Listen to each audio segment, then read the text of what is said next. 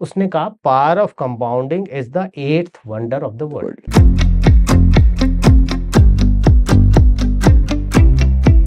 जिंदगी में जैसे ही आप अपना पहला पैसा कमाते हैं या आपके हाथ में पहला पैसा आता है जो आपका अपना है, प्लानिंग शुरू हो जाती है। मान लीजिए कोई है जो 10,000 रुपए पर मंथ बचा, उसने कहा ये पैसा जो है मैं अपनी रिटायरमेंट के लिए कर रहा हूँ, और चाहे मैं फौज के अंदर करूँ, फौज से रिटायर होने के बाद या फौज से पहले निकलने के बाद फिर मैं कहीं और जॉब करने जाऊंगा, पर सब कुछ कर कर आके मैं 60 साल की उम्र पे रिटायर हूं। अब ये चीज उसने सोची 25 साल की उम्र पे, मतलब वो 35 साल उसने पैसे डालने हैं, और मैं कहता हूं फिक्स्ड 10,000 रुपए महीना डाले। थोड़ी सी इंटेलिजेंट इन्वेस्टिंग उसने की तो कम से कम 10% का उसको रिटर्न आ जाए। अगर वो इस तरह से चलता है तो करीब करीब 60 साल की उम्र पे उसके 3.25 करोड़ रुपए इकट्ठे हो जाएंगे। बहुत बड़ा अमाउंट। ये पूरा इन्वेस्टमेंट उसने 25 साल से 60 साल मतलब 35 साल के लिए किया। मान लीजिए ये दिमाग में उसके जो बात आई सेव करने की, 5 साल लेट हो, उसने 25 साल की उम्र की बजाय 30 साल की उम्र पे शुरू किया।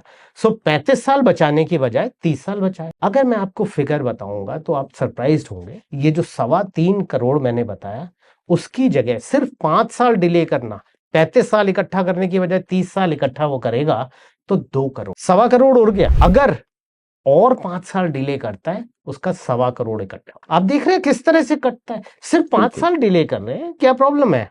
मैं तो 35 की जगह 30 साल कर रहा हूं, एक सा ही लगता है 35-30। पावर ऑफ कंपाउंडिंग होती है। पावर ऑफ कंपाउंडिंग जैसे एल्बर्ट आइंस्टीन सब लोग जानते हैं वो कौन थे। उसने कहा power of compounding is the 8th wonder of the world. और 8th वंडर क्योंकि जब हम लिस्ट करते हैं तो 7 वंडर ही लिस्ट करते हैं जी। तो 8th भी है, किसी को पता ही नहीं है, नहीं पता तो कोई देखता भी नहीं है।